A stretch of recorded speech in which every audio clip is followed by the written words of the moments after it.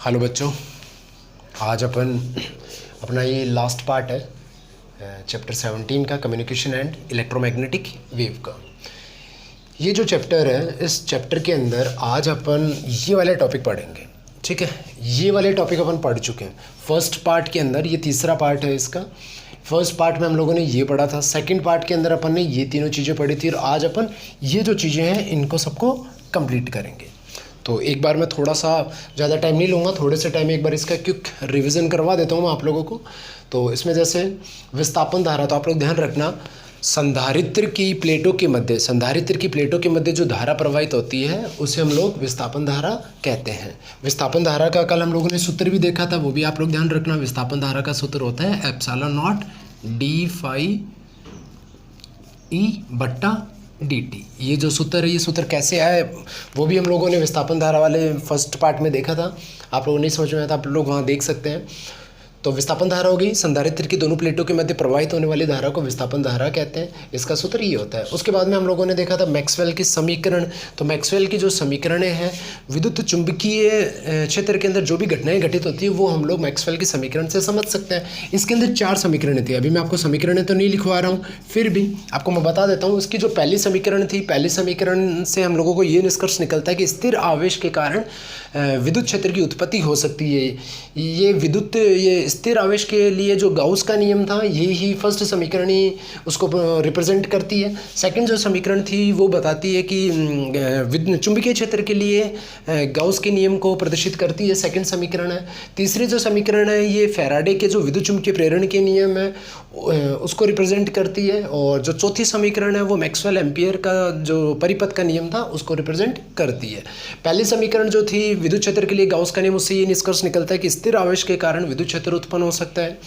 दूसरी जो समीकरण थी जिसको हम लोग चुंबकीय क्षेत्र के लिए गाउस का नियम कहते हैं, उससे ये निष्कर्ष निकलता है कि एकल जो चुंबक के अंदर जो एकल ध्रुव होता है उसका अस्तित्व संभव नहीं होता है। तीसरी जो समीकरण थी उससे ये निष्कर्ष निकलता है, ये फैराडे का विद्युत चुंबकीय प्रेरण का नियम है। इससे ये निष्कर्ष निकलता है कि चुंबकीय क्षेत्र में अगर हम लोग परिवर्तन करें या चुंबकीय फ्लक्स में अगर हम लोग परिवर्तन करें तो विद्युत क्षेत्र की उत्पत्ति हो सकती है।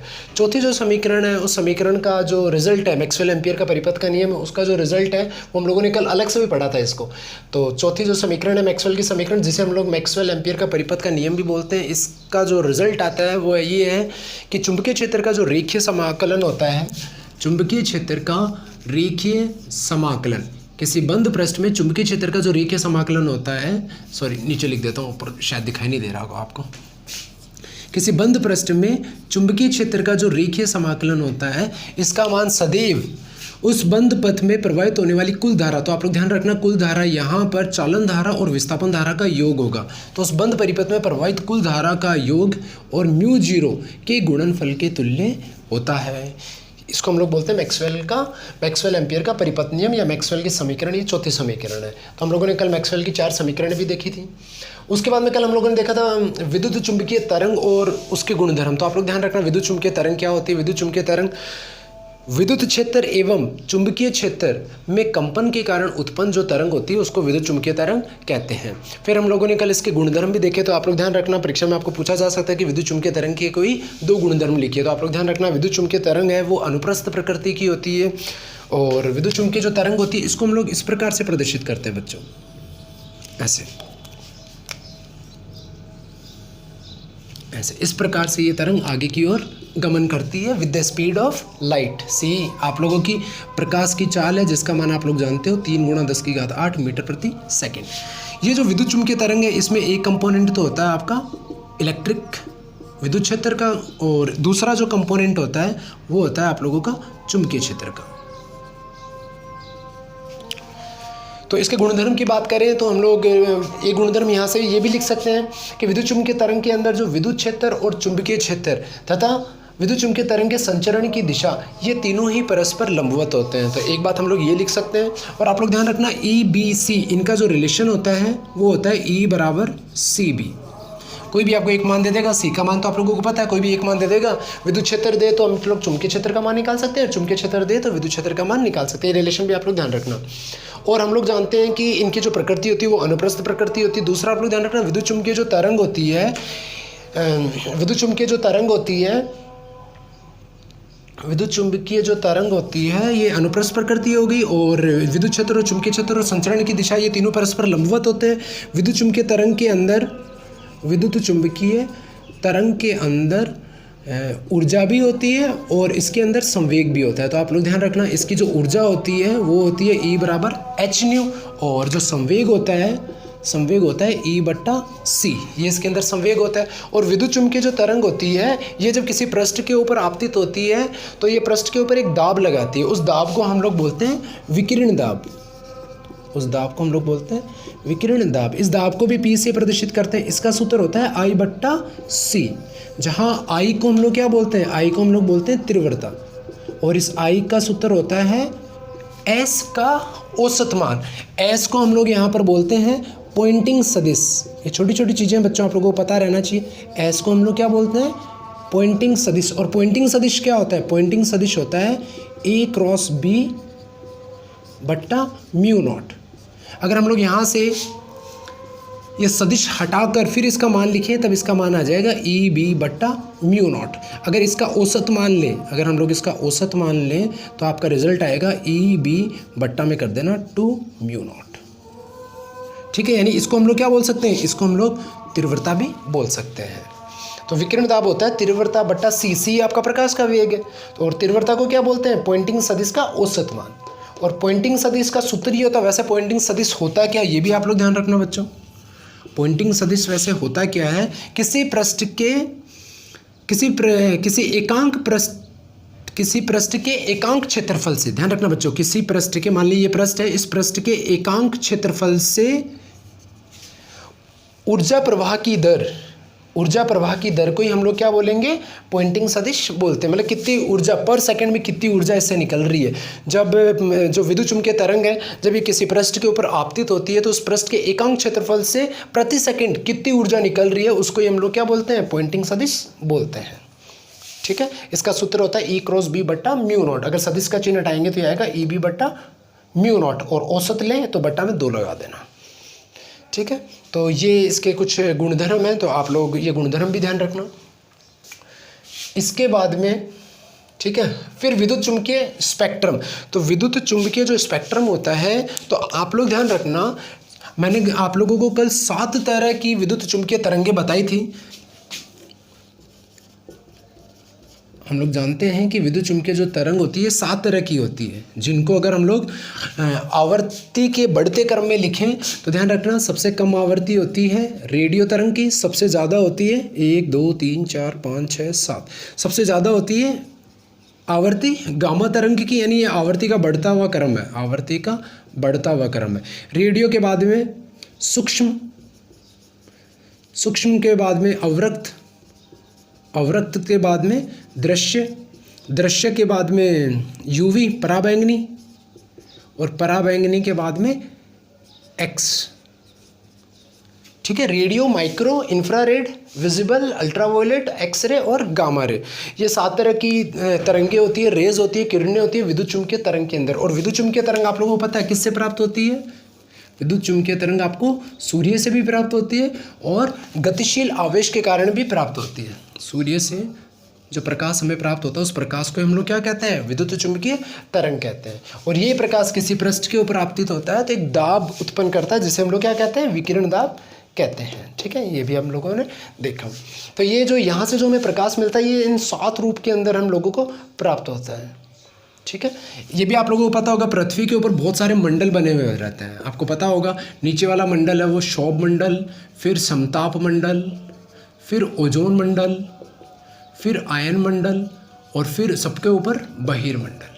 ठीक है, इंग्लिश में बोले तो ट्रोपोस्फियर, स्ट्रेटोस्फियर, ओजोनस्फियर, आयनोस्फियर और एक्सोस्फियर, ये बहुत सारे स्फीयर अर्थ के सरफेस के ऊपर बने हुए रहते हैं।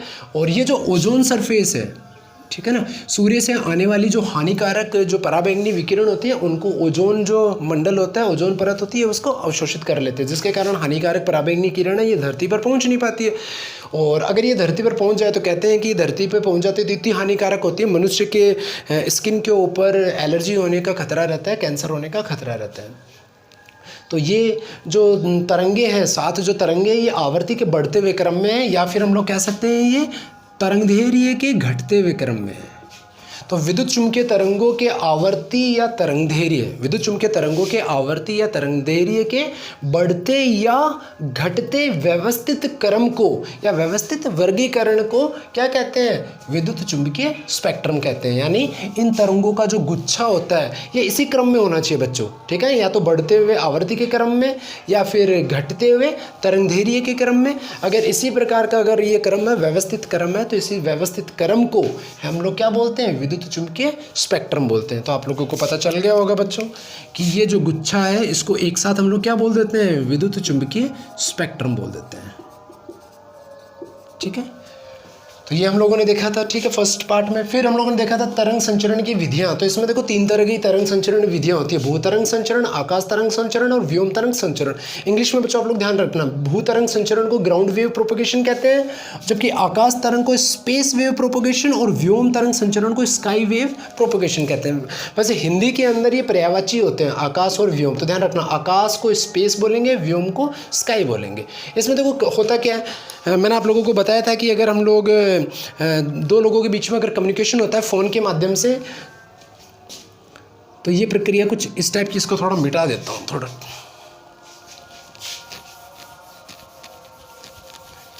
इसको भी मिटा देता हूँ, इसको भी मिटा देता हूँ, ये 4 मार्क्स को थोड़ा सा इसको भी मिटा देते हैं।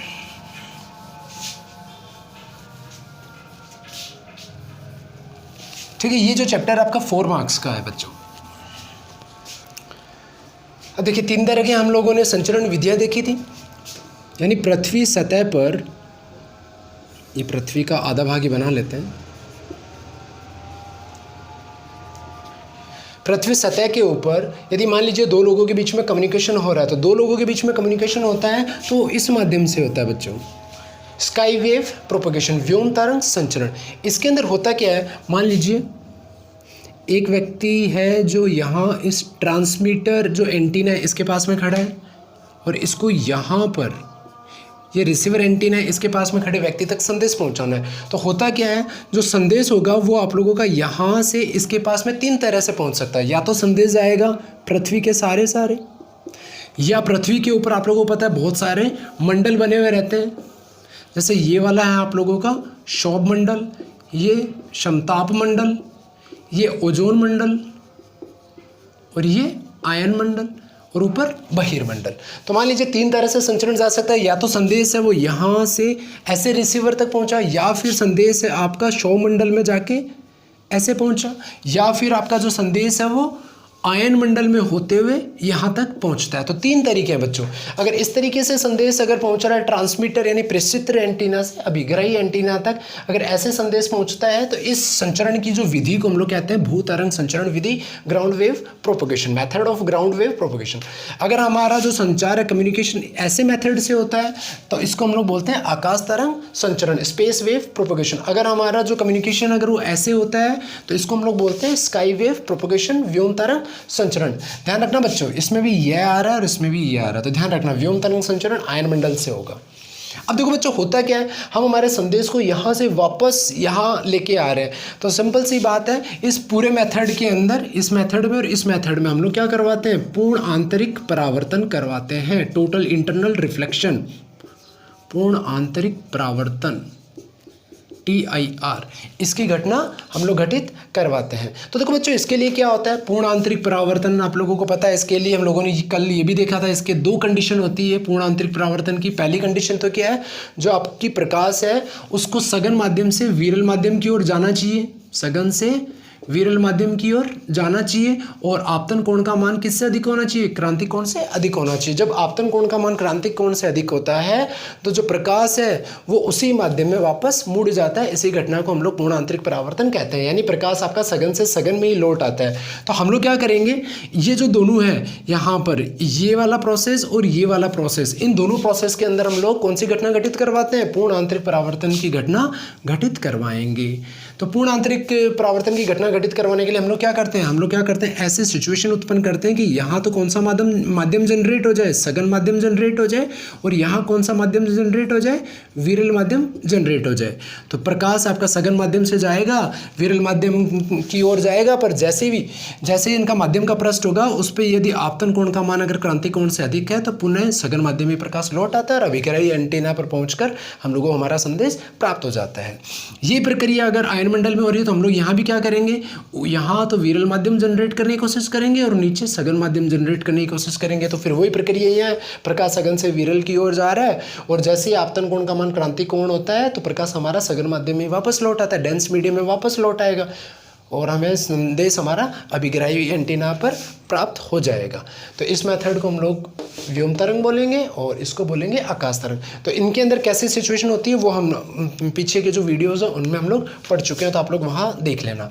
आज अपना जो टॉपिक रहेगा बच्चों वो रहेगा प्रसारण दूरी और एंटीना की ऊंचाई में संबंध। ये इसके अंदर आकाश तरंग जो संचरण है, जो स्पेस वेव प्रोपगेशन है, इसके अंदर एक प्रसारण दूरी और एंटीना की ऊंचाई में संबंध का एक सूत्र आता है। तो वो कैसे सूत्र आता है वो हम लोगों को पता रहना चाहिए। आप लोग ध्यान रखना बेटा, ये जो चैप्टर है ये 4 मार्क्स का चैप्टर है। 4 मार्क्स का चैप्टर, तो इसमें क्वेश्चंस कैसे पूछते हैं, या तो इसमें क्वेश्चंस पूछ लेते हैं कि विद्युत चुंबकीय तरंग के कोई 2 गुणधर्म लिखो, या तो यहाँ से एक क्वेश्चन पूछ लेते हैं, या फिर वो लोग क्वेश्चंस पूछते हैं यहाँ से। देखो बच्चों, या तो पूछते हैं आकाश तरंग संचरण के बारे में समझाइए, या पूछते हैं व्योम तरंग संचरण के बारे में बताइए। यहाँ से क्वेश्चन पूछ लेते हैं 2 मार्क्स का, 1 मार्क्स का क्वेश्चन यहाँ हो गया और 2 मार्क्स का क्वेश्चन यहाँ हो गया।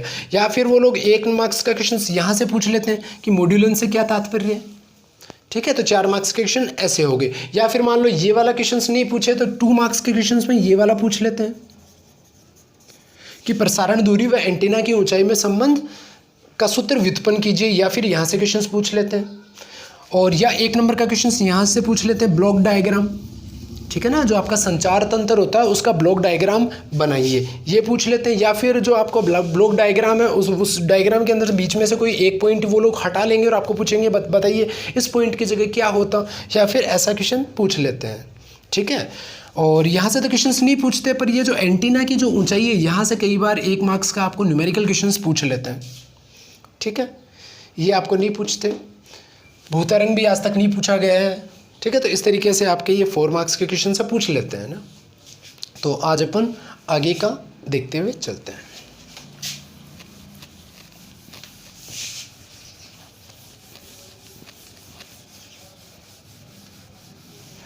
एक बार मैं देख लेता हूँ कि वीडियो चल रहा है क्या अपना।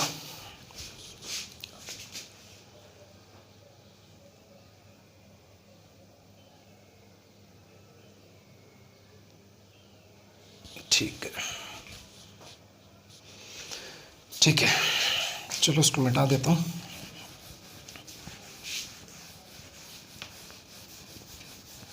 ठीक है, 15-16 मिनट हो गए हैं और आगे 10-15-20 मिनट में इसको भी कंप्लीट करते हैं अपन।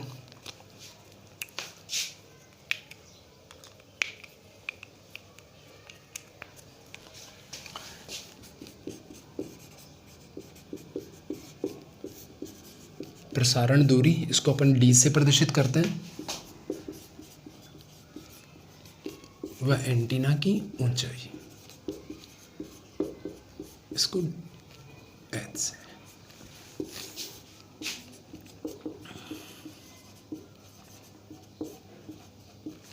देखिए आसान सा टॉपिक है ये। इस टॉपिक को आपको आने के लिए आपको एक छोटी सी चीज़ पता रहनी चाहिए। आप लोग जो 10वीं कक्षा में पढ़ के भी आए हो, ये मान लीजिए कोई त्रिभुज है ABC।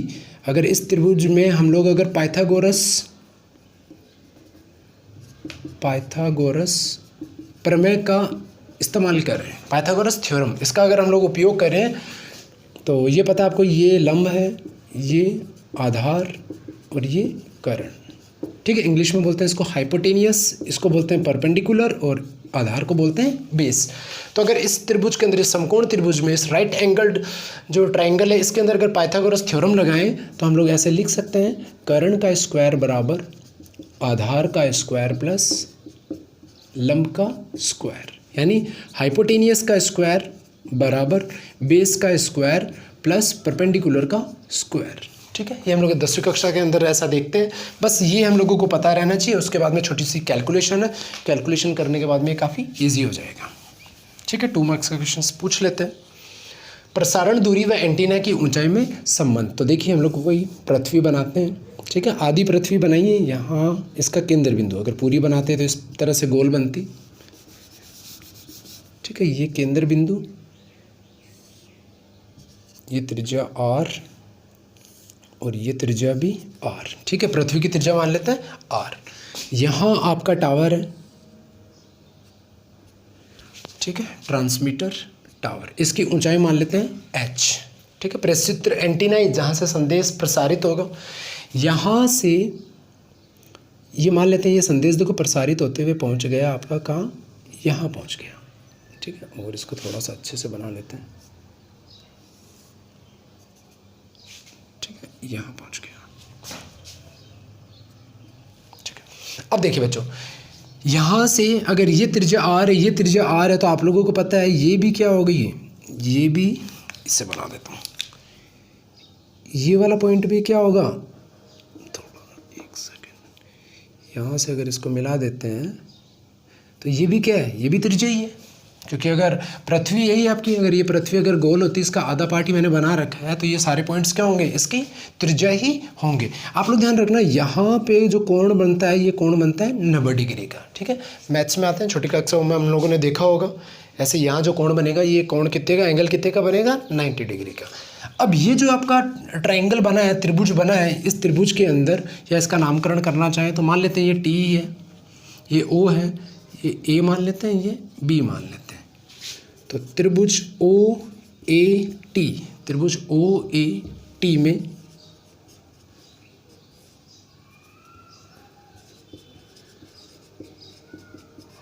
पाइथागोरस प्रमेय से, पाइथागोरस प्रमेय से लिख सकते हैं बच्चों। ध्यान रखना, 90 के सामने वाली जो भुजा होती है उसको तो हम लोग क्या बोलते हैं, उसको तो कर्ण बोलते हैं। और ये 90 डिग्री का यहाँ लंब पड़ा, तो ये लंब, और ये वाला बच गया आपका आधार, बेस परपेंडिकुलर, और ये वाला हाइपोटेनियस। तो अपन को पता है त्रिभुज ओ ए टी, इस त्रिभुज में पाइथागोरस प्रमेय से क्या होता है, कर्ण का स्क्वायर बराबर आधार का स्क्वायर प्लस लंब का स्क्वायर, हाइपोटेनियस का स्क्वायर इक्वल टू बेस का स्क्वायर प्लस परपेंडिकुलर का स्क्वायर। हाइपोटेनियस क्या हो गया, ओ से लेके टी तक, ठीक है ना। कर्ण आपका 90 के सामने वाला, तो ये वाली भुजा ओटी, कर्ण ओटी का स्क्वायर बराबर आधार, आधार आपका क्या है, आधार आपका है ओ ए का स्क्वायर प्लस लंब आपका क्या है, लंब आपका टी ए बोल दो या ए टी बोल दो, ए की बात है, टी ए का स्क्वायर। इसके बाद में देखिए बच्चों ओ टी को मैं क्या लिख सकता हूँ, O B plus B T, ऐसे भी लिख सकता हूँ 2 टुकड़ों में। तो ओ टी की जगह मैं लिख सकता हूँ O B plus B T का होल स्क्वायर, ऐसे भी लिख सकता हूँ। ये आपका ऐसा कैसा है, ओ ए का स्क्वायर प्लस टी ए का होल स्क्वायर। उसके बाद में देखिए बेटा O B plus B T, O B कितना है, ओ से लेके बी तक, ओ बी आपका है, ये इसकी त्रिज्या आर, तो ओ बी की जगह आर लिख सकते हैं, प्लस बी टी आपका कितना है, टावर की ऊंचाई जो कितनी है, एच, स्क्वायर है तो स्क्वायर कर देते हैं। ओ ए, ओ से लेके ए तक की ये दूरी कितनी है बच्चों, ये त्रिज्या है आर, इसका होल स्क्वायर तो इसका भी स्क्वायर कर देते हैं। टी ए की दूरी कितनी है बच्चों, देखिए बच्चों टी ए की जो दूरी है ये अपन को दे नहीं रखी, ठीक है, एक बार मैं इसको मिटा देता हूँ, लंब की ये दूरी अपन को दे नहीं रखी, तो अपन क्या करेंगे, आप ध्यान रखना कि ये जो एच है, यहाँ लिख देता हूँ, ये जो एच है ये वेरी वेरी लेस देन है, ये H very very less then है। जो ट्रांसमीटर है, जो टावर है, अगर हम लोग अपने चारों तरफ के टावर देखते हैं तो हम लोगों को पता चलेगा कि जो टावर की जो हाइट होती है ये कितनी होती होगी, आप लोग अंदाज़ा लगाइए, कोई 2 किलोमीटर तो होती नहीं है ना, 1 किलोमीटर होती है, 1 किलोमीटर 2 किलोमीटर की डिस्टेंस हम लोग मेज़र कर सकते हैं, काफ़ी ज़्यादा दूरी होती है। तो इनकी जो हाइट होती है तकरीबन होती है बच्चों 300 मीटर, ठीक है, या 200 मीटर, बस इतनी हाइट होती है टावर की। और जो हम लोग बात करें अर्थ है, जो पृथ्वी है, उसकी त्रिज्या की बात करें तो पृथ्वी की जो त्रिज्या होती है वो तकरीबन होती है 6400 किलोमीटर। तो आप लोग अंदाज़ा लगाइए कि इस आर के कंपैरिजन में ये जो टावर की हाइट है ये कितनी होती है, बहुत कम होती है, यानी H is very very less than as compare to R, radius of earth. पृथ्वी की त्रिज्या के कंपेयर में जो टावर की हाइट है वो बहुत कम होती है।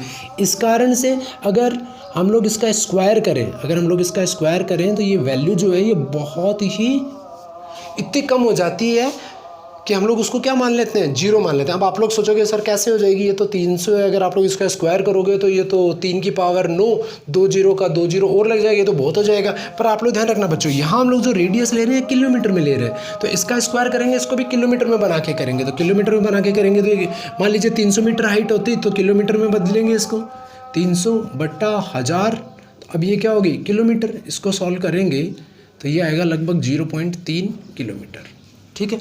अब ये आप लोगों के जो हाइट ऑफ टावर होगी 0.3 किलोमीटर। अगर आप लोग इसका भी स्क्वायर करते हो, इसका अगर आप लोग स्क्वायर करोगे तो आप लोग अंदाज़ा लगा लीजिए 0.3 गुणा 0.3, तो ये तकरीबन आएगा आपके पास में 3 3 9 और 2 पॉइंट के बाद में दशमलव लगेगा, तो तकरीबन इतना।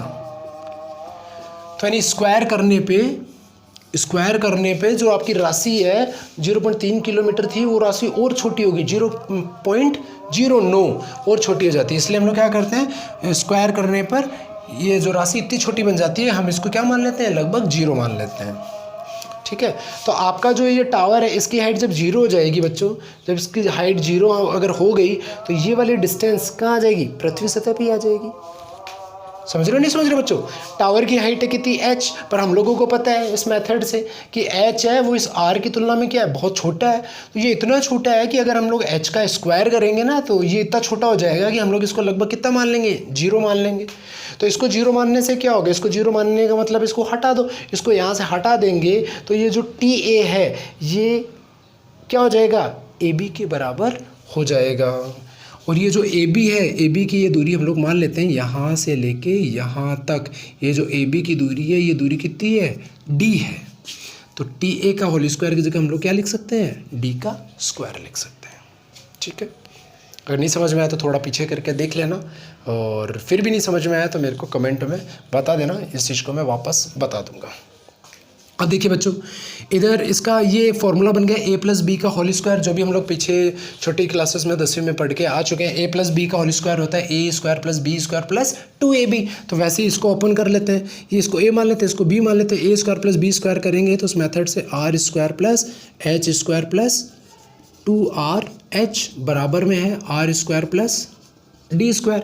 r² से r² कट, ठीक है ना। d² का मान ज्ञात करेंगे। हाँ, दूसरी चीज h² की जगह मैं क्या लिख सकता हूँ, h² की जगह मैं क्या लिख सकता हूँ बच्चों, 0। तो क्या बचेगा यहाँ पे बचेगा d² बराबर 2rh। d का मान ज्ञात करूंगा तो क्या आएगा, √2rh। तो आप लोग ध्यान रखना, d क्या है, प्रसारण दूरी, यानी यहाँ से टावर से जो प्रसारण होता है वो प्रसारण और टावर की जो ऊंचाई है, इन दोनों में जो संबंध होता है वो संबंध आप लोगों का ये होता है। ठीक है, ये आपके क्वेश्चंस पूछ सकते हैं। ठीक है, इसके आगे देखते हैं।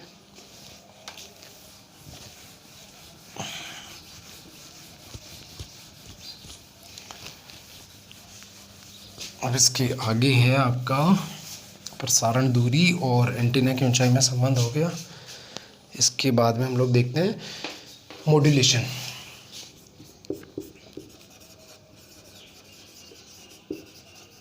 इसके बाद में है मॉड्यूलेशन, या फिर इसको बोल देते हैं मॉड्यूलन।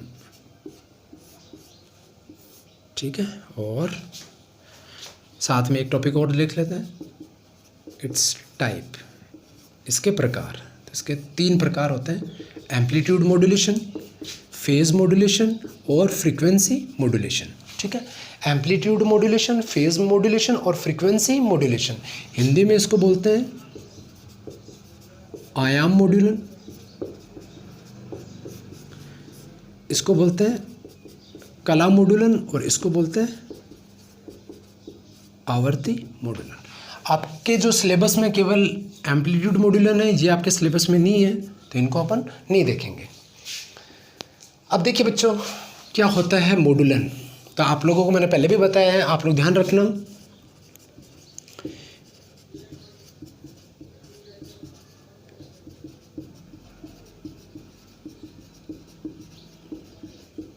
कि निम्न आवृत्ति का जो संदेश संकेत होता है, लो फ्रीक्वेंसी का जो मैसेज सिग्नल होता है, इसको हम दूरस्थ स्थान तक नहीं भेज सकते हैं। ठीक है, क्योंकि लो फ्रीक्वेंसी के मैसेज सिग्नल को दूरस्थ स्थान पे भेजने के लिए तकरीबन जो हाइट ऑफ टावर है, टावर की जो ऊंचाई है वो तकरीबन होनी चाहिए 3.75 किलोमीटर। ये बहुत बड़ी राशि है, यानी इतना लंबा, इतना ऊंचाई का आपके पास में टावर होना चाहिए अगर हम लोग लो फ्रीक्वेंसी के मैसेज सिग्नल को अगर भेजना चाहते हैं। पर इतना बड़ा जो टावर है वो बनाना असंभव है बच्चों, इतना बड़ा टावर हम लोग नहीं बना सकते। तो इसलिए निम्न आवृत्ति के संदेश संकेत को दूरस्थ स्थान पे भेजना मुश्किल है। इसलिए हम लोग क्या करते हैं, हमारे इस निम्न आवृत्ति के संकेत को किसी उच्च आवृत्ति के वाहक तरंग के ऊपर, ठीक है, हाई फ्रीक्वेंसी कैरियर वेव के ऊपर इसको सुपर इम्पोज्ड करवाते हैं, अध्यारोपित करवाते हैं। तो ये अध्यारोपण की जो घटना होती है उसी को हम लोग क्या बोलते हैं, मॉड्यूलन बोलते हैं। ठीक है, when a low frequency message signal is superimposed on high frequency carrier wave, this phenomena is called modulation। अब मॉड्यूलेशन के प्रकार, इसके 3 प्रकार होते हैं जो अभी हम लोगों ने देखे, जिसमें हम लोग देखते हैं आयाम मॉड्यूलन क्या होता है। ठीक है, आयाम मॉड्यूलन देखते हैं हम लोग क्या होता है, इसका डायग्राम देखते हैं। ठीक है, आयाम मॉड्यूलन का डायग्राम कैसा होता है और आयाम मॉड्यूलन का जो मैथमेटिकल फॉर्म होता है वो मैथमेटिकल फॉर्म देखते हैं, किस प्रकार के समीकरण बनती है। ठीक है, यहाँ से क्वेश्चंस कम ही पूछते हैं पर ये जरूर पूछ लेते हैं ना मॉड्यूलन क्या है, तो आप लोग ये वाला ध्यान रखें, वो भी देख लेते हैं 2 मिनट के अंदर। पर यहाँ से क्वेश्चंस कम पूछते हैं। तो आप लोग ध्यान रखना बच्चों, जो मैसेज सिग्नल होता है उसका डायग्राम होता है कुछ इस टाइप का। ठीक है, ये आपका है मैसेज सिग्नल।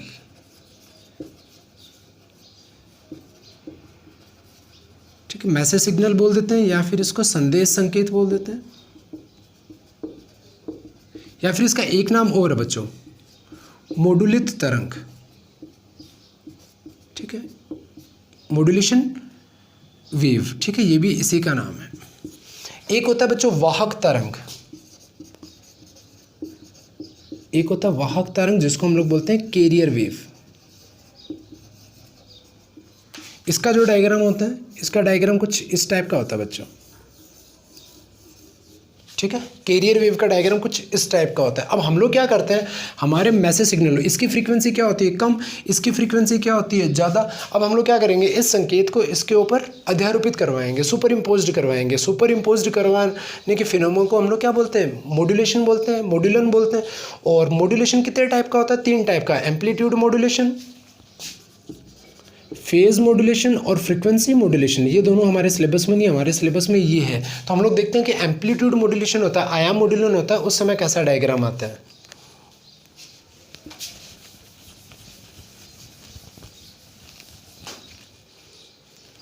तो आप लोग ध्यान रखना, एम्पलीट्यूड मॉड्यूलेशन होने के बाद में आपका जो डायग्राम है,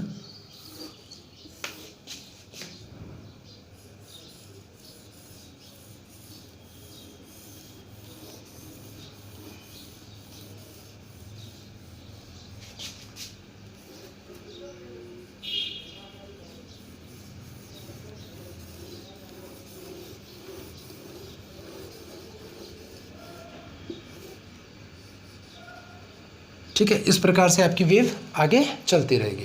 कहने का मतलब है एम्पलीट्यूड मॉड्यूलेशन के अंदर क्या होता है, आपका जो आयाम है, अपनी तरंग का जो आयाम है, देखो बच्चों आयाम ये होता है, मान लीजिए ये कोई तरंग है, तो यहाँ से ये वाली जो दूरी है, ठीक है, यहाँ से ये वाली जो ऊंचाई है या गहराई है, इसको हम लोग बोलते हैं आयाम। ठीक है, इस ऊंचाई को या फिर इस गहराई को हम लोग बोलते हैं आयाम। तो आयाम मॉड्यूलन में क्या होता है, ये आयाम मॉड्यूलन में क्या होता है कि ये जो ऊंचाई या गहराई है, ये देखिए यहाँ ऊंचाई आपकी बढ़ रही है, फिर घट रही है, ठीक है, फिर बढ़ रही है,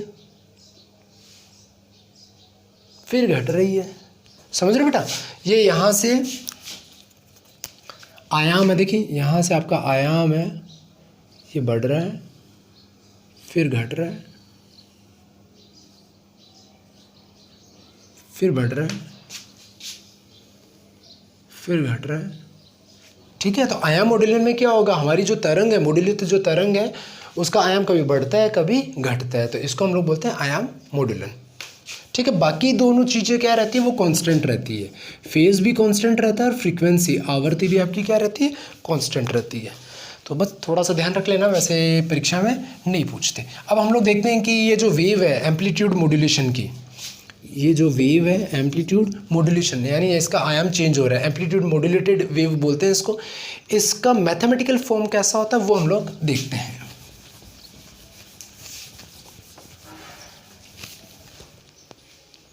ठीक है, एक सेकंड में वीडियो देख लेता हूँ चल रहा है क्या। ठीक है, अब एम्पलीट्यूड मॉड्यूलेटेड जो वेव है इसका हम लोग मैथमेटिकल फॉर्म देखते हैं। तो आप लोग ध्यान रखना बच्चों, आपकी जो मैसेज जो वेव होती है, ये आपकी मैसेज वेव है, इसका मैथमेटिकल फॉर्म होता है एम टाइम के रिस्पेक्ट में A M sine omega M T. और जो आपकी कैरियर वेव होती है कुछ इस टाइप की, इसकी इक्वेशंस आती है बच्चों ए C sine omega C T. ठीक है, कोई भी वेव अगर इस टाइप की होती है तो इसको बोलते हैं हम लोग जा वेव या फिर साइनोसॉइडल वेव। तो इसलिए साइन यहाँ भी है, साइन यहाँ भी है, यहाँ ओमेगा एम है बच्चों क्योंकि ये मैसेज सिग्नल है, यहाँ ओमेगा सी है क्योंकि ये कैरियर वेव है। ठीक है, मैसेज के लिए या मॉड्यूलन संकेत के लिए या फिर वाहक तरंग के लिए। ठीक है बच्चों, अब जब हम लोग इस मैसेज सिग्नल का इस कैरियर वेव के ऊपर वाहक तरंग के ऊपर अध्यारोपित करवाते हैं तो इस अध्यारोपण की घटना को क्या कहते हैं, मॉड्यूलेशन। अब मॉड्यूलेशन में भी हम लोग कौन सा पढ़ रहे हैं, एम्पलीट्यूड मॉड्यूलेशन। तो एम्पलीट्यूड मॉड्यूलेशन की कंडीशंस के अंदर हमें पता है इसका वेव का डायग्राम तो कैसा बनेगा, वेव का डायग्राम तो कुछ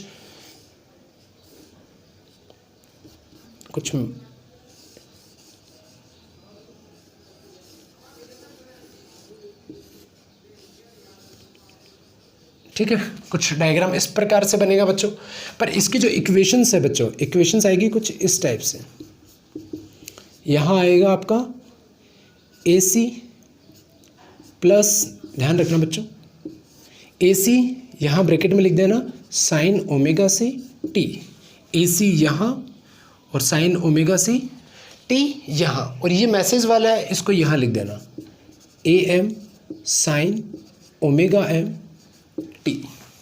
इसके बाद में यहाँ से AC को बाहर लेते हैं, यहाँ से AC को बाहर लेंगे तो यहाँ क्या बचेगा एक, और AC को बाहर लेने से AC इधर बट्टा में आ जाएगा तो AM अपॉन AC, और ये ऐसा का ऐसा साइन ओमेगा एम टी, और यहाँ क्या है बच्चों, यहाँ है साइन ओमेगा सी टी। ठीक है, इसके बाद में बच्चों आप लोग ध्यान रखना, ये जो AM बट्टा AC होता है इसको हम लोग बोलते हैं M, इसको बोलते हैं मॉड्यूलन सूचकांक, इसको बोलते हैं मॉड्यूलन सूचकांक, इंग्लिश में इसको बोलते हैं मॉड्यूलेशन इंडेक्स। ठीक है, आप लोग ध्यान रखना इस M का जो मान है ये हमेशा 1 से छोटा होगा। ठीक है, ये इंपॉर्टेंट है, किसी कंपटीशन एग्जाम में आपको ऐसा पूछ सकते हैं बच्चों। ठीक है, अगर आप लोग फर्स्ट ग्रेड की अगर प्रिपरेशन कर रहे हो स्टेट के अंदर तो आपको पूछ सकते हैं। तो जो आपका एम है ये क्या होना चाहिए, लेस देन और इक्वल टू 1, ये कभी भी ग्रेटर देन नहीं होता, ये आप लोग ध्यान रखना। तो देखिए ये इक्वेशंस आपकी क्या हो जाएगी, ये हो जाएगी ए सी, ये आपका 1 plus A M upon A C, इसकी जगह हम लोग क्या लिख सकते हैं M sine omega M T, और बाहर क्या है, बाहर आपका साइन ओमेगा सी टी। इसके बाद AC को इससे भी गुणा कर देते हैं, AC को इससे भी गुणा कर देते हैं, साइन ओमेगा सी टी है, साइन ओमेगा सी टी को 1 से भी गुणा कर देते हैं, साइन ओमेगा सी टी को इससे भी गुणा कर देते हैं। तो क्या होगा, इधर लिख देता हूँ मैं। ठीक है, बाईं तरफ LHS साइड में आपका CMT है, इधर इसको गुणा करते हैं, अंदर इसको भी गुणा करते हैं, तो यह आएगा आपका AC sine omega C T plus AC को अंदर भी गुणा करते हैं, इसको भी अंदर गुणा करते हैं, तो ये आ जाएगा आपका M AC sine omega C T और साइन ओमेगा एम टी। ठीक है, कोई दिक्कत। इसके बाद में एक सूत्र बच्चों, आप लोगों को वो सूत्र भी आप लोगों को ध्यान रखना पड़ेगा। आप लोगों को ध्यान रखना बच्चों कि कोस A प्लस बी और कोस A माइनस बी। ठीक है, ये सूत्र आप लोग ध्यान रखना। कोस A प्लस बी का सूत्र होता है बच्चों cos A cos B minus sine A sine B। Cos A cos B plus sine A sine B, और कोस ए माइनस बी का सूत्र होता है cos A cos B minus sine A sine B.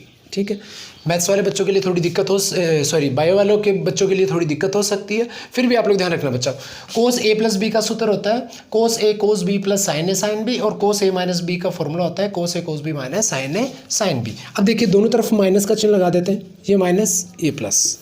ठीक है, तो यहाँ क्या होगा, ये माइनस करेंगे बच्चों, इसमें से इसको माइनस करेंगे तो ये आएगा कोस ए plus B minus cos A minus B. ठीक है, ये दोनों सेम है, इसको इसमें से माइनस करेंगे तो कट हो जाएगा, ये माइनस का क्या बन जाएगा प्लस, साइन चेंज हो गया बच्चों, तो ये भी प्लस ये भी प्लस, तो ये आ जाएगा आपका 2 साइन ए साइन बी। यानी अगर कहीं आपके पास में 2 साइन ए साइन बी हो तो उसकी जगह हम लोग क्या लिख सकते हैं, उसकी जगह हम लोग लिख सकते हैं कोस ए plus B minus cos A minus B. तो देखिए इसके अंदर ये जो अपनी इक्वेशन है, इस इक्वेशंस को बच्चों में यहाँ से मान लीजिए इसको मैं 2 से मल्टीप्लाई कर दूँ और 2 से डिवाइड कर दूँ, तो कोई फ़र्क पड़ेगा, कोई फ़र्क नहीं पड़ेगा। ठीक है ना, सेम है। अब ये जो है ये क्या हो गया, 2 को पहले बोल दो 2 साइन ओमेगा सी टी गुणा साइन ओमेगा एम टी, तो इसको मान लेते हैं हम लोग ए पूरे को और इस पूरे को मान लेते हैं बी, तो क्या हो गया, ये हो गया 2 साइन ए इंटू साइन बी। तो इसकी जगह हम लोग क्या लिख सकते हैं, इसकी जगह हम लोग ये लिख सकते हैं, तो ये आ जाएगा आपका C M T A C sine omega C T plus M A C upon 2। ठीक है, इसकी जगह क्या लिख सकते हैं 2 साइन ए साइन बी, इसकी जगह हम लोग ये लिख सकते हैं कोस ए प्लस बी। ए प्लस बी का मतलब है ए है आपका ओमेगा सी और ये आपका है ओमेगा एम, ब्रैकेट के बाहर ले लेता हूँ, टी क्यू टी यहाँ भी है टी यहाँ भी है इसलिए कॉमन आ जाएगा, फिर minus minus cos A minus B का मतलब हो जाएगा omega C minus omega M, bracket में क्या है टी क्यू टी यहाँ भी है टी यहाँ भी है, तो टी को हम लोग कॉमन ले लेते हैं। ठीक है, इसके बाद में थोड़ा सा यहाँ से मिटा देता हूँ, ठीक है ना, थोड़ा स्पेस हो जाएगा। इसके बाद में ए C sine omega C T, इसको इसके साथ भी मल्टीप्लाई कर देते हैं, इसको इसके साथ भी मल्टीप्लाई कर देते हैं, तो ये आ जाएगा आपका M A C upon 2 cos omega C plus omega M into T, इसको इसके साथ भी मल्टीप्लाई करेंगे तो ये आ जाएगा आपका M A C upon 2 cos omega C minus omega M into T. ठीक है, सिंपल सी है, मैथमेटिकल कैलकुलेशन है, वैसे एग्जाम में कम ही पूछते हैं। इसके बाद में ठीक है, यही आपकी इक्वेशंस आ गई है बच्चों। तो यानी एम्पलीट्यूड मॉड्यूलेशन, एम्पलीट्यूड जो मॉड्यूलेशन ये वाला जो वेव था उसका मैथमेटिकल फॉर्म देखें तो उसका मैथमेटिकल फॉर्म होता है वो ये होता है। यहाँ से एक डायग्राम बच्चों आप लोग ध्यान रखना बच्चों,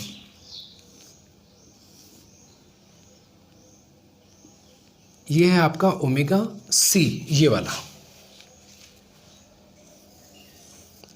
ओमेगा सी, फिर ये देखते हैं omega C plus omega M, तो ओमेगा सी से आगे होगा, तो ये होगा आपका omega C plus omega M.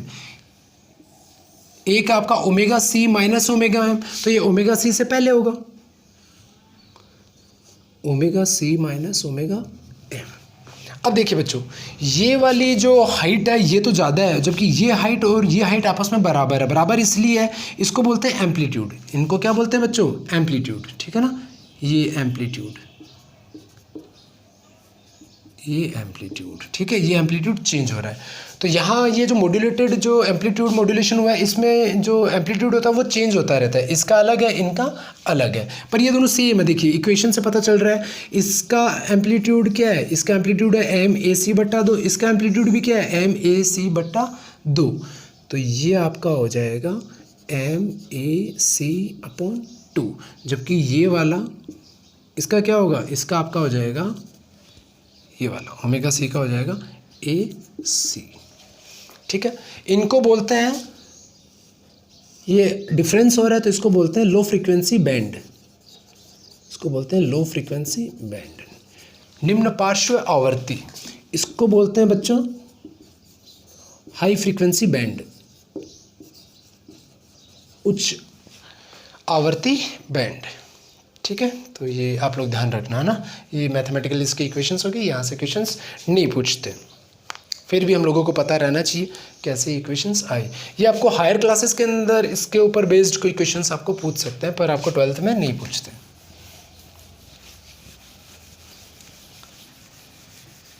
ठीक है, एम्पलीट्यूड मॉड्यूलेशन देख लिया, उसका डायग्राम भी देख लिया, उसका मैथमेटिकल इक्वेशन भी देख लिया, उसके 3 टाइप्स भी देख लिए। टाइप्स में एम्पलीट्यूड मॉड्यूलेशन ही और फेज़ और फ्रिक्वेंसी वाले नहीं पूछते अपन को। इसके बाद में एक टॉपिक आता है आपका, ठीक है, 2 टॉपिक और बचे हैं अपने, नीड ऑफ मॉड्यूलेशन। तो आप लोग ध्यान रखना, नीड ऑफ मॉड्यूलेशन, हमें मॉड्यूलेशन की क्यों आवश्यकता होती है। तो इसके 3 कारण हैं बच्चों। एक है एंटीना की ऊंचाई, दूसरा है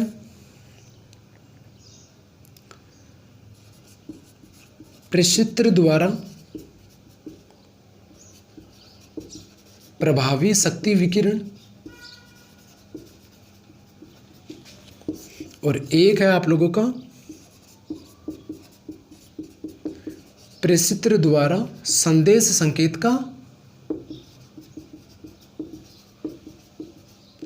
संकेतों का मिश्रण। ठीक है, 3 है, एक बार मैं देख लेता हूँ वीडियो चल रहा है क्या।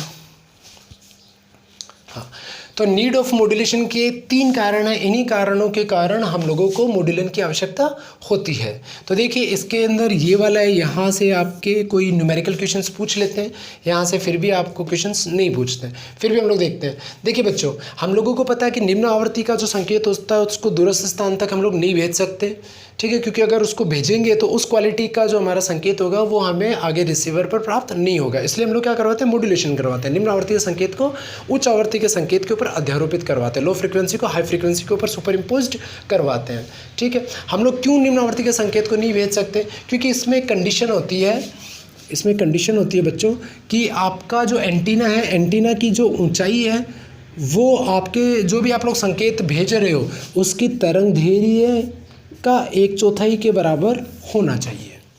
तो आप लोग ध्यान रखना, आपका जो टावर है यानी टावर की जो हाइट है, इस टावर से जो संकेत जा रहा है उसकी तरंगदैर्घ्य का अगर हम लोग 1/4 करें, उसकी तरंगदैर्घ्य का अगर 1/4 ये हाइट करें, वैसे सिचुएशन में आपका लो फ्रीक्वेंसी का जो सिग्नल होता है वो दूरस्थ स्थानों तक जा सकता है। ठीक है, परंतु देखिए अगर हम लोग इसका 1/4 करते हैं ना, तब भी आपका जो संदेश संकेत है, मैसेज सिग्नल है, मैं मैसेज सिग्नल की बात कर रहा हूँ, मैं मॉड्यूलेटेड वेव की बात नहीं कर रहा हूँ। मैसेज सिग्नल को अगर अपन इस फॉर्मेट में करें तब भी आप लोग अंदाज़ा लगाइए कि टावर की जो हाइट है वो बहुत ज़्यादा हो जाती है। हम लोगों को पता है कि हमारा जो मैसेज सिग्नल होता है, मैसेज सिग्नल का मतलब हम लोग जो भी बोल रहे हैं, अभी जो भी मैं ध्वनि संकेत बोल रहा हूँ, ये एक तरह से क्या है, मैसेज सिग्नल है। मान लीजिए कोई साउंड का जो संकेत है वो मेरे को दूरस्थ स्थान पे पहुँचाना है, तो मैंने आपको पहले भी बताया कि जो साउंड का जो संकेत होता है उसका जो बैंड होता है, उसका जो परास होता है वो होता है 20 हर्ट्ज से 20 किलो हर्ट्ज।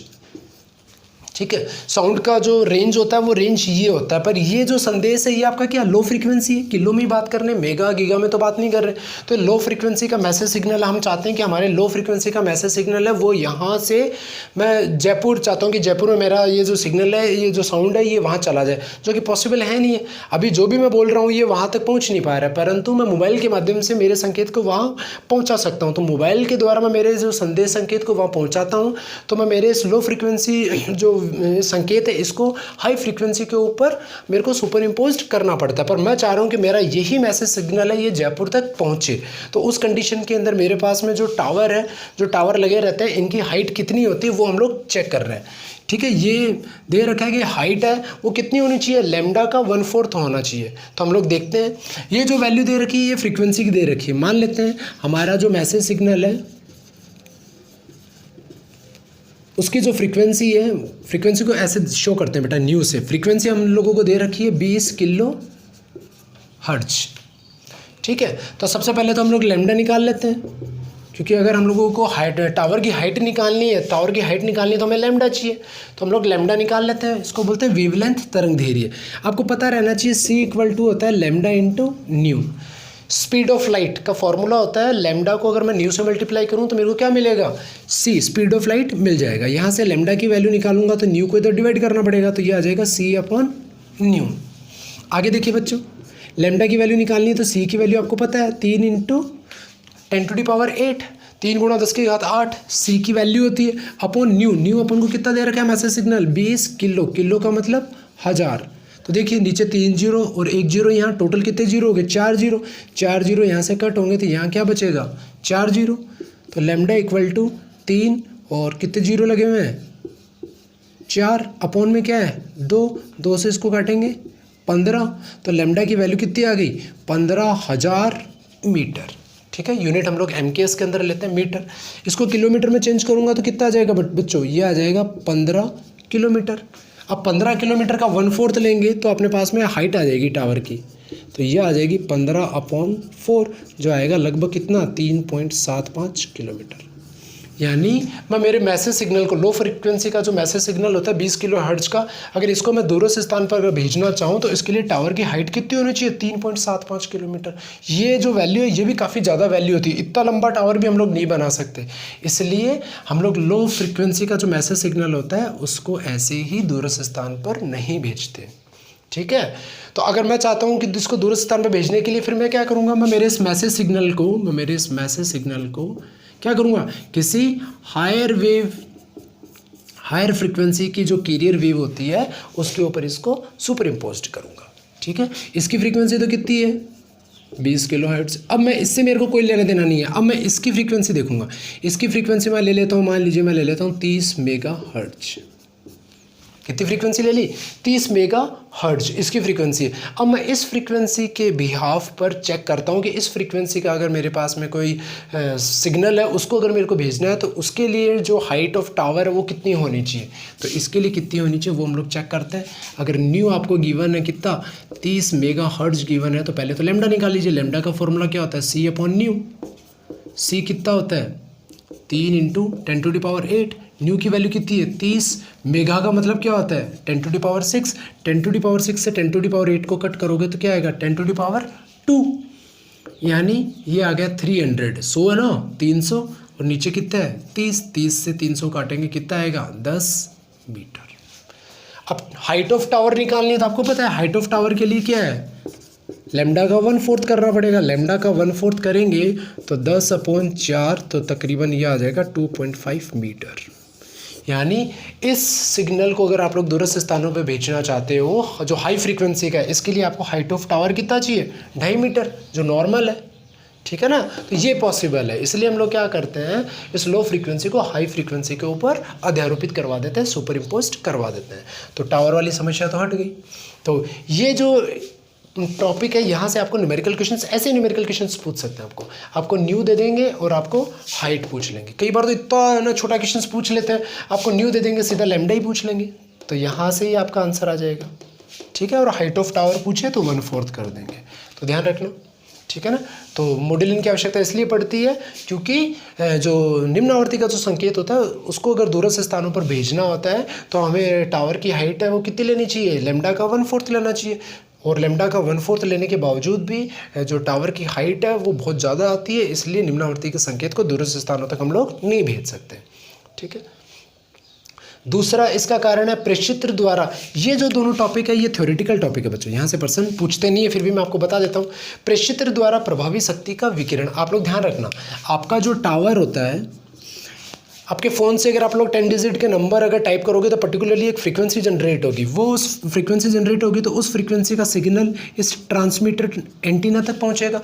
अब ये जो ट्रांसमीटर एंटीना है ये उस संकेत को क्या करेगा, तीव्र शक्ति से उसको आगे भेजेगा। तो ध्यान रखना, आपका जो ट्रांसमीटर एंटीना होता है वो किसी भी संकेत का अगर विकिरण का अगर उसको अगर आगे भेजता है तो ध्यान रखना, अगर संकेत आपका हाई फ्रीक्वेंसी का हुआ, अगर आपका संकेत क्या हुआ हाई फ्रीक्वेंसी का हुआ या फिर लो वेवलेंथ का हुआ या फिर लो वेवलेंथ का हुआ, निम्न तरंगदैर्घ्य का हुआ या उच्च आवृत्ति का हुआ, उसी संकेत को वो आगे तीव्र शक्ति से भेज सकता है। अगर इसका उल्टा होता है, अगर इसका उल्टा होता है लो फ्रीक्वेंसी का या फिर उच्च तरंग धैर्य का, हाई वेवलेंथ का।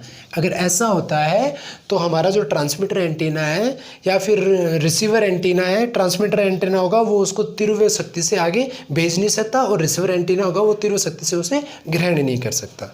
तो इसलिए हम लोग क्या करते हैं, जो भी संदेश भेजते हैं उसकी फ्रीक्वेंसी क्या होनी चाहिए, हाई होनी चाहिए, वेवलेंथ क्या होनी चाहिए, लो होनी चाहिए। ठीक है ना। यहाँ जो हम लोगों ने वैल्यू निकाली थी तो लैम्डा कितना आया 10 मीटर, तो लैम्डा कितना आया, लो आया, उसके लिए हम लोग ट्रांसमीटर एंटीना से उसको आसानी से भेज सकते हैं। यहाँ लैम्डा कितना है 15 किलोमीटर, लैम्डा ज़्यादा है, लैम्डा ज़्यादा आया तो ट्रांसमीटर जो एंटीना है वो उसको प्रभावी शक्ति से उसको विकिरित नहीं कर सकता, उसको आगे नहीं भेज सकता। बात समझ गए होंगे आप लोग। फिर प्रेषित्र द्वारा संदेश संकेत का मिश्रण। ठीक है, ये भी आसान सी चीज़ है। अब देखो होता क्या है बच्चों, मान लीजिए हम लोग बहुत सारे लोग हैं, एक ही जगह एकत्रित हैं और एक साथ अपने अपने रिश्तेदारों को फ़ोन लगा रहे हैं। तो अपने रिश्तेदारों को एक साथ फ़ोन लगा रहे हैं, बहुत सारी संख्या में एक ही जगह है, तो हम लोग सब लोग अपने पर्टिकुलरली 10 डिजिट का नंबर टाइप करेंगे। पर्टिकुलरली 10 डिजिट का नंबर टाइप करेंगे तो पर्टिकुलरली एक फ्रीक्वेंसी जनरेट होगी, उस फ्रीक्वेंसी का जो सिग्नल होगा वो निकलेगा अपने फ़ोन से। तो सब लोग अलग अलग नंबर टाइप कर रहे हैं तो सबके फ़ोन से पर्टिकुलरली फ्रीक्वेंसी का एक सिग्नल जनरेट हो रहा है, और वो सिग्नल अपने नियर बाई टावर पर पहुंचेगा। अपने नियर बाई टावर पे अगर वो पहुंचता है तो जब एक साथ इतने सारे संकेत उस ट्रांसमीटर पर पहुंचते हैं तो वो सारे के सारे संकेत क्या हो जाते हैं, मिक्स हो जाते हैं। सारे के सारे संकेत मिक्स हो जाते हैं तो कई बार क्या होता है कि हम लोग बात तो किसी और से कर रहे हैं, अचानक किसी और की आवाज़ बीच में आ जाती है, तो मिक्सिंग हो जाता है संदेश संकेत का। तो इस समस्या को दूर करने के लिए जो ऑपरेटर होते हैं वो क्या करते हैं, फ्रीक्वेंसी को हाई कर देते हैं। फ्रीक्वेंसी को क्या कर देते हैं, हाई कर देते हैं। जो टावर होता है वो संदेश संकेत को भेजने की जो टावर की फ्रीक्वेंसी होती है ना बच्चों, उसको क्या कर देते हैं, वो हाई कर देते हैं। हाई करने से इस प्रकार की समस्या नहीं आती है। ठीक है, पर इससे दिक्कत भी होती है। इससे दिक्कत ये होती है कि जितने जो ये पक्षी वगैरह होते हैं इनके ऊपर ये हानिकारक फिर इम्पैक्ट पड़ता है। ठीक है, तो ये भी हो गया नीड ऑफ मॉड्यूलेशन। इसके बाद में 2-3 डायग्राम है, बस वो डायग्राम देख लेते हैं, फिर इस चैप्टर को हम लोग कंप्लीट करते हैं।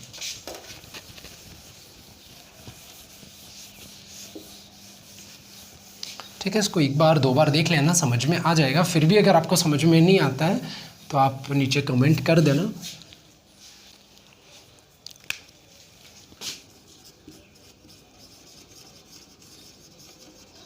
अब है block diagram of communication system.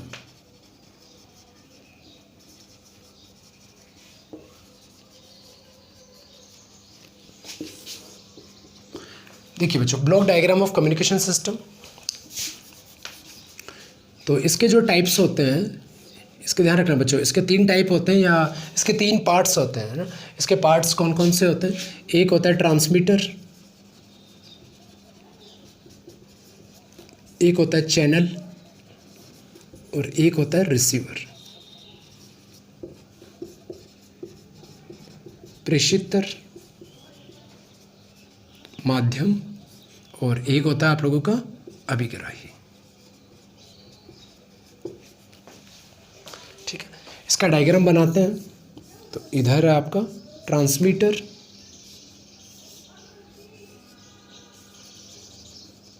इधर है चैनल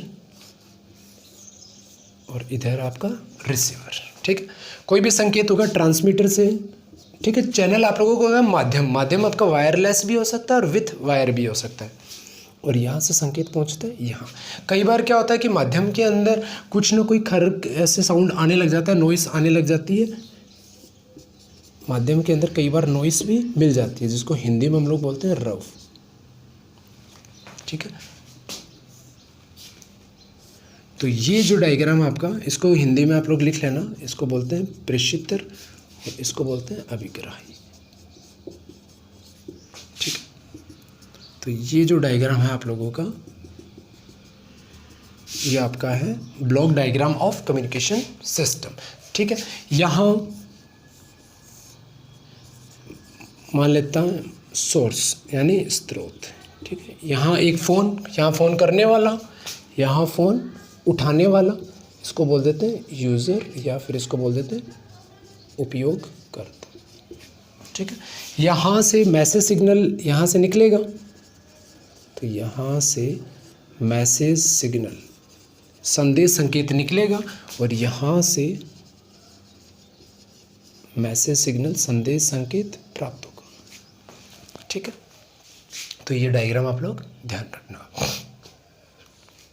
रखना बच्चों। यहाँ से जो संकेत निकलता है ना, यहाँ से संकेत तो निकल रहा है ध्वनि संकेत, ठीक है ना, हम लोग जो भी साउंड बोलते हैं, और यहाँ जो संकेत पहुँचता है इसके पास में, ये भी कैसा पहुँचता है, ध्वनि संकेत ही पहुँचता है। परंतु यहाँ जो संकेत आगे जाता है बच्चों, यहाँ जो संकेत आगे जाता है, यहाँ से जो संकेत आगे जाता है वो संकेत कैसा आगे जाता है, वो जाता है विद्युत चुंबकीय संकेत। विद्युत चुंबकीय संकेत की स्पीड क्या होती है, 3 × 10⁸ मीटर प्रति सेकंड, लगभग इतनी स्पीड होती है, ठीक है। और ध्वनि संकेत की स्पीड इतनी ज़्यादा नहीं होती है, ठीक है, 340 या 344 मीटर पर सेकंड इसकी स्पीड इतनी। तो ये जो प्रोसेस है ध्वनि संकेत को विद्युत चुंबकीय संकेत में रूपांतरित करना, तो ये किसके द्वारा होता है, ये होता है ट्रांसड्यूसर के द्वारा। ये भी हमारे फ़ोन में लगा रहता है, ठीक है। और यही हम लोग क्या करते हैं, यही हम लोग मॉड्यूलन की प्रक्रिया भी यही होती है हमारे फ़ोन में। जो साउंड वेव होता है ये लो फ्रीक्वेंसी का होता है, ठीक है ना, इसकी फ्रीक्वेंसी हमें पता है 20 हर्ट्ज से 20 किलो हर्ट्ज तक होती है। इसको हम लोग क्या करते हैं, हाई फ्रीक्वेंसी वेव के सुपर इम्पोज्ड करते हैं। तो ट्रांसड्यूसर और मॉड्यूलन की जो प्रक्रिया है वो हमारे फ़ोन में ही हो जाती है। फिर हम लोग यहाँ से संकेत एंटीना तक जाएगा, फिर एंटीना से माध्यम पर होता हुआ फिर रिसीवर के पास में भी, उधर भी एंटीना होगा, फिर वहाँ से मोबाइल यूज़र के पास में चला जाएगा। तो ये आपका है block diagram of communication system, exam में पूछा गया है, ठीक है ना। तो इसको आप लोग ध्यान रखोगे, ठीक है।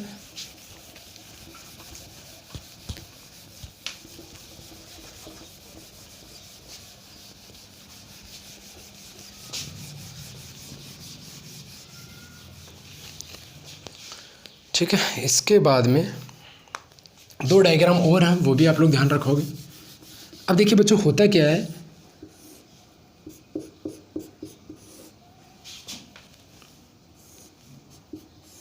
ये कोई ट्रांसमीटर एंटीना है। अब ट्रांसमीटर एंटीना से अगर कोई संदेश निकलता है, ठीक है, यहाँ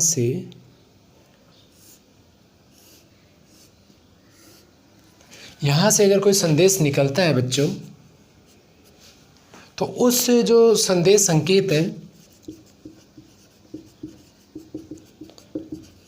ठीक है, मैं संदेश लिख रहा हूँ पर ये मॉड्यूलेटेड वही वाला वेव निकलता है। यहाँ से जो संकेत निकलता है तो इस संकेत का हम लोगों को क्या करवाना पड़ता है, प्रवर्धन करवाना पड़ता है, ठीक है ना। प्रवर्धन मतलब एंटीना के ऊपर कुछ डमरू टाइप के से कुछ लगे हुए रहते हैं, वो क्या करते हैं, हमारे जो संकेत है, ठीक है, जो मॉड्यूलेटेड वेव वाला जो संकेत है उसका क्या करता है, प्रवर्धन कर देगा, एम्पलीफायर कर देगा। एम्पलीफायर करने मतलब उसका आयाम बढ़ा देगा जिससे वो आगे अत्यधिक दूरी तक जा सके, ठीक है। तो ट्रांसमीटर एंटीना के साथ में क्या लगा रहता है, प्रवर्धन लगा रहता है, ठीक है।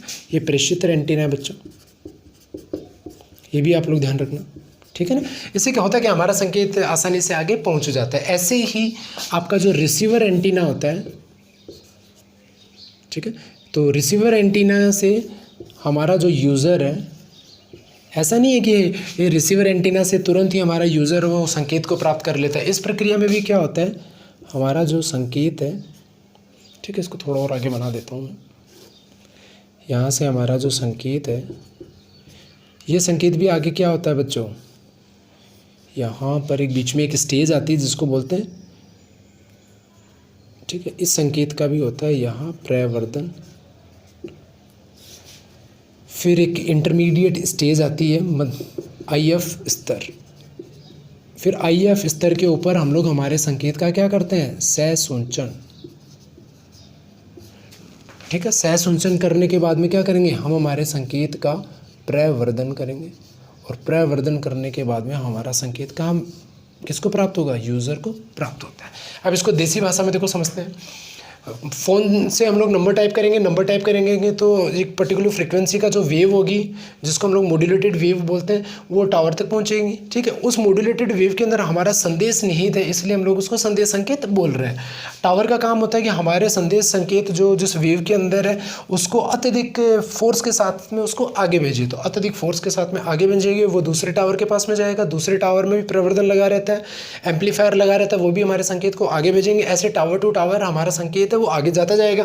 फिर जैसे हमारा यूज़र के पास में जो टावर होगा जिसको बोलेंगे रिसीवर टावर, इसके पास में जैसे ही हमारा संदेश संकेत पहुंचता है तो अब आगे की प्रोसेस क्या है कि हमारा संकेत यहाँ तक आए।